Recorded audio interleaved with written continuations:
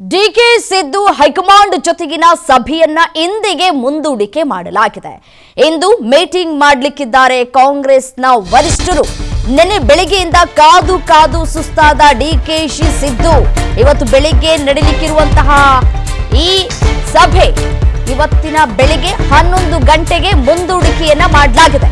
ಸಂಪುಟದ ಲಿಸ್ಟ್ಗೆ ಸಹಿಯನ್ನ ಹಾಕಿಸಿಕೊಳ್ಳುವುದಕ್ಕೆ ಇಬ್ರು ನಾಯಕರು ಕಾಯ್ತಾ ಇದ್ರು. ಸಂಪುಟ ಲಿಸ್ಟ್ಗೆ ಹಿಂದೆ ಸಹಿ ಹಾಕಲಿರುವಂತಹ ಹೈಕಮಾಂಡ್ ಯಾವ ಲಿಸ್ಟ್ಗೆ ಸಿಗುತ್ತೆ? ಹೈಕಮಾಂಡ್ ನಿಂದ ಗ್ರೀನ್ ಸಿಗ್ನಲ್ ಅನ್ನುವಂತಹ ಪ್ರಶ್ನೆಗಳು ಕಾಡ್ತಾ ಇದೆ. ನಿಯೋಜಿತ ಮುಖ್ಯಮಂತ್ರಿ ಡಿಕೆ ಶಿವಕುಮಾರ್ ಅವರ ಸಂಪುಟ ರಚನೆ ಸಂಬಂಧ ದೆಹಲಿಯಲ್ಲಿ ನಿನ್ನೆ ನಡಿಬೇಕಾಗಿದ್ದಂತಹ ಕಾಂಗ್ರೆಸ್ ವರಿಷ್ಠರ ಸಭೆ ಇವತ್ತಿಗೆ ಮುಂದೂಡಿಕೆಯಾಗಿದೆ. ವರಿಷ್ಠ ರಾಹುಲ್ ಗಾಂಧಿ ಅಲಭ್ಯತೆ ಹಾಗೂ ಎಐಸಿಸಿ ಪ್ರಧಾನ ಕಾರ್ಯದರ್ಶಿ ಕೆಸಿ ವೇಣುಗೋಪಾಲ್ ನಿನ್ನೆ ಸಂಜೆ ತಡವಾಗಿ ಬಂದ ಕಾರಣ ಸಭೆಯನ್ನ ಇವತ್ತಿಗೆ ಮುಂದೂಡಿಕೆ ಮಾಡಲಾಗಿದೆ. ಒಂದು ಕಡೆ ನೋಡಿ, ರಾಜಸ್ಥಾನ ಪ್ರವಾಸದಲ್ಲಿದ್ರು ರಾಹುಲ್ ಗಾಂಧಿ ಅವರು. ಸೊ ಹಾಗಾಗಿ ನಿನ್ನೆ ತಡವಾಗಿ ದೆಹಲಿಗೆ ತಲುಪಿದ್ರು.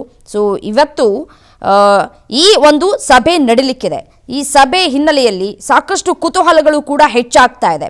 ಆಕಾಂಕ್ಷಿಗಳ ದಂಡು ಕೂಡ ಹೆಚ್ಚಾಗ್ತಾ ಇದೆ. ಸೀಮಿತ ಸಚಿವ ಸ್ಥಾನಗಳು ಇರೋದ್ರಿಂದ ಹಳೆಯ ಸಚಿವರನ್ನೇ ಮುಂದೂಡಿಕೆ ಮಾಡಬೇಕು ಅಥವಾ ಹೊಸ ಮುಖಗಳಿಗೆ ಆದ್ಯತೆಯನ್ನ ನೀಡಬೇಕು ಅನ್ನುವಂತಹ ಒಂದಷ್ಟು ಗೊಂದಲಗಳು ಹೆಚ್ಚಾಗ್ತಾ ಇರುವಂತಹ ಹಿನ್ನೆಲೆಯಲ್ಲಿ ಹಲವು ಶಾಸಕರು ಈಗಾಗಲೇ ದೆಹಲಿಯಲ್ಲೇ ಬೀಡ್ಬಿಟ್ಟು ಲಾಭಿಯನ್ನ ಕೂಡ ನಡೆಸ್ತಾ ಇದ್ದಾರೆ. ಮತ್ತೊಂದು ಕಡೆ ಮಲ್ಲಿಕಾರ್ಜುನ ಖರ್ಗೆ ಅವರು ಕೂಡ ಒಂದು ಹೇಳಿಕೆಯನ್ನ ಕೊಟ್ಟಿದ್ರು. ಒಮ್ಮೆಲೆ ಎಲ್ಲಾ ಸಚಿವರುಗಳಿಗೆ ಸ್ಥಾನವನ್ನ ನೀಡೋದಕ್ಕೆ ಸಾಧ್ಯ ಆಗೋದಿಲ್ಲ, ತೀರಾ ಕಡಿಮೆ ಅನ್ನುವಂತಹ ಮಾತುಗಳನ್ನು ಆಡಿದ್ರು.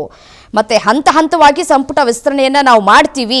ಮೊದಲ ಹಂತದಲ್ಲಿ ಜೂನ್ 3ರಂದು ಮುಖ್ಯಮಂತ್ರಿಯೊಂದಿಗೆ ಕೇವಲ 15ರಿಂದ 20 ಶಾಸಕರು ಮಾತ್ರ ಪ್ರಮಾಣ ವಚನವನ್ನ ಸ್ವೀಕಾರ ಮಾಡ್ತಾರೆ ಅನ್ನುವಂತಹ ವಿಚಾರವನ್ನ ಅವರು ಈ ಹಿಂದೆ ಕೂಡ ಹೇಳಿದ್ರು.